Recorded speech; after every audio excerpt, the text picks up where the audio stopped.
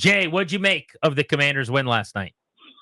Amazing win. Amazing game to watch down here in Florida. It was a fun game. Critical moments were captured by, Washington. They made the plays when they had to and got it done at the end. It was a hell of a game. What was the most important kind of hidden play in the game? Everyone's going to play the doink off the upright to end it. But to you, what was the one where as soon as that happened, the play happened, you went, you know what? Washington's going to win this game. Probably the pass to De'Ami Brown on 3rd and 6. The deep crossing route that set up the game-winning field goal to drive anyway. There was still 4.5 minutes to go. If they don't catch that ball and they have to punt, obviously Tampa Bay has a ton of time to get the victory. So I think the De'Ami Brown throw, he anticipated that throw across the middle. Is a perfect throw. Location was great. Great job by De'Ami locating it, and I think that was probably the biggest play of the game. There were a lot of big ones. But that was a big one. Yeah, that's a great one. Running backs on actual runs, 18 carries for 34 yards last night, and they still won with Jayden going for 300 all-purpose and not turning the ball over. Oh, describe your breakdown of his outing at quarterback. It's first class. Top-notch, top quarterback in the National Football League, one of the top 3 or 4 right now, the way he's playing. And it's just his game management skills. He doesn't turn the ball over. He doesn't take a lot of sacks. He only got sacked one time against a pretty good Buck defense, and it wasn't like he was in the second one all day. They had some tough downs. They had some 3rd and 5, 3rd and 6s. Todd Bowles tried to blitz him. He just escapes with his feet. He anticipates throws. He's playing as good as any quarterback in the National Football League, without a doubt. And it's just he makes it look effortless. It looks so easy for him. It doesn't look like he's trying. He just gets it done. It's really weird. Jay, when you say game management, I think a lot of folks just sort of think of somebody just checking it down a bunch. But go into what that actually means in terms of sort of the intricacies and how complicated it is for anybody, let alone a rookie quarterback, to be able to do it. Yeah, he's got an innate ability to.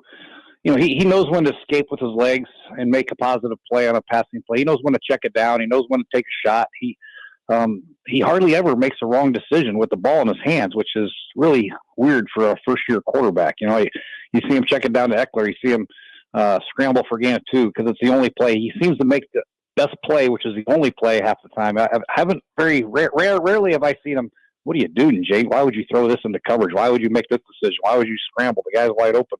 You watch the film, and he's making the play that he's supposed to make every time. It's uncanny. Yeah, and in the biggest moments, he's just so calm. I've never seen anything like the reaction he had to the game-winning field goal. I don't know if you've seen that video, but he doesn't really emote. Like, he kind of stands up, and you can't tell if they won or they lost. You wouldn't have known it. He's just a different kind of cat. There was another play early in the game in the first quarter. They were backed up. They just went down and drove and missed the field goal. And so they got the ball. He had 3rd and 6 at their own 12. And he escapes to his right. Everybody's covered, and he just randomly looks to his left and finds Zach Ertz for a gain of 12, and they move the sticks, and they go on to have a 17-play, 9-minute drive. Not many quarterbacks are going to roll it right by the sideline, flip their hips to the left, and find a guy across the middle. It just doesn't happen very often. And that play right there was another pivotal play in the game nobody talks about. And he threw the ball from the end zone, by the way. Like that, he was drifting into the end zone. He was in the red paint when he threw it, and I'm going, get rid of it. Throw it. Like, what are you doing? You know what it's like? It's like a shooter in basketball. Like, no. Great shot. Good job. Great shot. It's unbelievable. Yeah. That drive ate up 9 minutes, and they got a touchdown on that drive. That just kind of changed the whole complexion of the game. You were here when and instrumental in evaluating and drafting Terry McLaurin. What did you guys see? Take me back to that time. Could you have envisioned this? He's just an absolute beast. He's a second-team All-Pro. I had the huge catch early. He makes catches like that every week, so it's not surprising. But it's a crazy impressive catch. Goes 7 for 89 and a touchdown last night. Yeah, no, he wasn't really the number one guy at Ohio State. They had a couple other guys. Paris Campbell's on that team. I think Curtis Samuel might be on that team as well. He was, yeah. I think J.K. Dobbins was probably on that team. So they had a really good football team. And he didn't really emerge as a top prospect, top 3 round player until the Senior Bowl. When he played in the Senior Bowl, he dominated the Senior. He's the best player on the Senior Bowl field by far. And he moved up our draft board like rocket fire. And, we were hoping we got him in the 3rd. I thought we should take him in the 2nd, but I think we ended up trading our 2nd round pick. We ended up getting late in the first. We got Sweat late in the first in that draft. We had to wait till the third round to get Terry. So fortunately it fell to us. But yeah, and then you get him in person, and it's just explosion. His burst is his ability to do whatever you want him to do. He's just got a great acceleration. He's very smart, very detailed in what he does. He's never going to line up wrong. He's a perfect player. Combination of great kid, great player, productive speed. He's tough. He'll block. He does it all. I mean, I don't know what else you want him to do. Jay Gruden with us here on G&D. Jay, what do you make of the fourth down decisions of Dan Quinn? So I'll say for me, it's just a pudgy zilch at home. I love it. I'm sitting there pumping my fist. Even when it doesn't work, it's like, to me, like playing blackjack. You play a certain way and gives you the best chance. But I've also never had to answer questions at a podium. So I don't necessarily know what that's like. But going to the mind of the head coach there, what'd you make of those fourth down calls? Yeah, I think he has total faith in Cliff and Jayden, without a doubt. And I think this is something that they're doing now. This is what they do. So it's not surprising for anybody. Cliff's ready for him when it's fourth down, so it's good for Cliff to know that, hey, we're going to go for these, so I'm ready for my sheet to be called. The quarterback's ready. The team's ready. They don't even jog off the field and expect the field. They're ready to go for it. That's awesome that Coach Quinn has that much faith in a rookie quarterback, and he should. They're 88% converting damn things. I mean, why would you kick a field goal or a punt? I mean, Tress Way didn't even show up yesterday. Did he? Did he even get off the bus? So I mean, just a hold.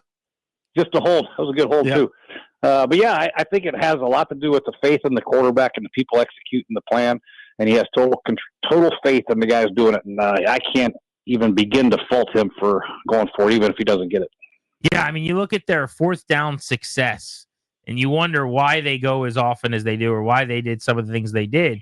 And they are the most successful team on fourth down out of over 700 teams, basically, in terms of like offenses over the last X number of years. And it's been that way all year long in terms of their EPA per play, how often they move the chains, how often they get those. Give me some things you liked about Kingsbury's plan and calls yesterday, and then if there's anything that was questionable. I don't think there's anything questionable. They tried to run the ball. Obviously, that's the strength of Tampa Bay's defense, but you can't just totally give up on the run. You still have to make them honor the inside zones and some of the run plays that they had. But overall, I think he did a good job. Him and Jayden have a very good comfort level with one another as far as the plays they're calling. They had great tempo. I love the tempo. I think when you play against a Todd Bowles team and you're stagnant and you're breaking the huddle and you're lining up, Todd Bowles can disguise his coverage, he can disguise his blitzes, but you go to the ball fast. Even if you're not snapping it fast, it makes Todd Bowles get his call in quicker, and he can't get into some of his exotic defenses and blitzes. So I think that was A+ for Cliff attacking Todd Bowles' defense like that. So, yeah, the plays were there. I mean, some of the red zone plays were excellent. The crossing route to Terry McLaurin in the back of the end zone on fourth down, he was probably a secondary guy. The front side three-man combination was probably his first read, but the safety cheated over there, and Jay went right to Terry for an easy touchdown. Everything was working for him, and Cliff does a great job, but Jay does an unbelievable job of executing and getting to the right people. Jay, you mentioned Tampa's D. It looked like they sort of changed their style up as the game was progressing, right? Early on, you associate Todd Bowles with blitzing. If he could blitz twice in the same play, he would. He loves it. Seemed like they kind of went away from that at times based on what Washington was doing. What did you see from their defense and kind of that live chess match that was going on? Yeah, I think he was, he saw him at halftime. He was bewildered at halftime. I don't know if you saw the interview. He's like, hey, we got to quit us. Let him escape to the left. Right. The defense is left. Yeah, my left on his right, but it's stage left. He was bad. And then he went to a three-man rush with double spies. That's what Jayden does to you. You don't know how to defend him. He breaks contain so effortlessly, and guys are wide open. And then he lost a starting corner, I think, early in the second quarter, and they had a backup corner in there, so he's probably had to protect him a little bit. So, obviously Cliff's tempo had a lot to do with this. So I think Bowles was a lot more conservative than he would be any other day. Jay Gruden with us each and every week throughout the season and throughout what is now a longer playoff run than most expected. We'll see if they can keep the train on the tracks against the Detroit Lions. A couple other things that we've heaped some praise on the defense. People are pointing to they only gave up 20 points and nobody really thought they would do that. I think that's about Washington's offense, though. They ran 70 plays to Tampa Bay's 44. Time of possession was 35-26 to 24-34. They dominated holding the football. I point to the end of the game with 4:41 to go, and they never gave the Bucs the ball back. To me, their best defense was actually their offense. Baker had a 150 quarterback rating, and they averaged 6.5 yards per play. Bucky Irving averaged 4.5 yards per carry after a slow start. What did you make of how they played defensively? I just thought they hid that group just enough. Yeah, you're exactly right. And that's complimentary football. Offense did a great job of possessing the ball and keeping the defense fresh. Tampa had 7 possessions, 2 touchdowns, 2 punts, 2 field goals, and a fumble. So, I mean, that's not terrible. Holding them to 3 points and then getting a turnover. I know it was a gift of a turnover, but still. And they held them to 2 punts. And so, yeah, I think they play good. They play hard, man. I like the way they play. They play hard, and they're not the most talented defense out there. They don't have any first ballot Hall of Famers or Pro Bowlers on their defense, but they do have a lot of guys that play together and play hard, and they're in the right spot where they're supposed to be. They're going to give up some plays against good offenses. That's going to happen, but I like the fact that they're always running to the ball and they're playing their asses off. That's what I like. Jay, so I want to go to that Lattimore Evans thing. It's one of those things where you want your guys to be competitive. And again, I want your sort of head coaching hat on here. You want your guys to want to seek the challenge, right? At what point as a coach do you walk over to the DC or whoever and go, we got to do something different. This ain't working, and to their credit, they did. They made that adjustment. But you ever had something like that happen and then you could sort of pull that headset up and whisper in the defensive coordinator's ear, like, hey, maybe go to play, sheet number 2 here on the old play call. Yeah, we've had that. We've tried to match defensive backs up against really good receivers. They start moving around in different spots, and we just get torched. I say, hey, let's reevaluate this. Let's go back to where they're supposed to be and play zones and whatever. But yeah, you have to reevaluate certain things during the game, make adjustments. Hopefully, they're not too wholesale adjustments, but some minor tweaks are always important on game day. Jay Gruden on the Fan. All right, let's look ahead to the Lions then for a couple of moments with you, if you don't mind. Saturday night, 8 p.m. kick in Detroit, the 1 seed. Detroit's going to be very rested.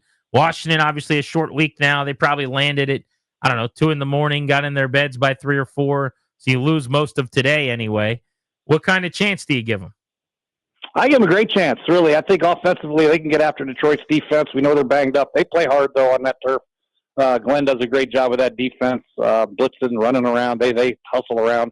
They have some good players out there, but obviously it's all about trying to stop Detroit. But I think it's still going to come down to Coach Campbell and Coach Quinn, some of their 4th down decisions. Coach Campbell's equally as aggressive, if not more aggressive, than Coach Quinn going for it on 4th down. So these are the plays, the situational type plays that you're going to have to deal with, and you have to step up and make the plays. Going for it, stopping them on 4th down, red zone, 3rd downs.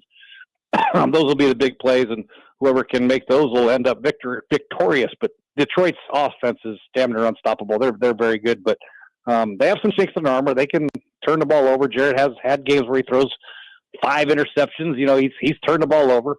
So you got to force the ball out and make some plays on defense, and then Jayden just continue to do your thing. What would your message be this week? Just as they're you coming off the win, you got short rest, the rested team, the 1 seed. You already kind of going into this, but I'd love again to kind of put your coach's hat on. Where you're playing a great team, you're heavy underdogs. What kind of messaging would you have? No, we expect to win. We're going to go up there and do everything we can to win. We're going to have a great week of practice. We're going to play our ass off. We're going to get them a great plan. You guys are going to be all in on the week of practice and the preparation, and we're going to go up there and take our swings. We're going to swing for the fences. That's all we're going to do. That's what we do. That's what they do in Washington now. They swing for the fences, going for it on 4th down. They're going to blitz. They're going to tackle. They're going to rush to the football, force turnovers, block, tackle. They're going to do all the things necessary to win this football game. But it starts this week with preparation, great preparation, a great state of mind, and confidence that we're going to go up there and kick their ass. Jay, how about tonight's game, Monday Night Football, Vikings-Rams? They've moved the game to a neutral site, so it's kind of a wacky lead up to this game for both teams in a sense, now playing in Phoenix. Who do you like to advance and play the Eagles in the Final Four in the NFC?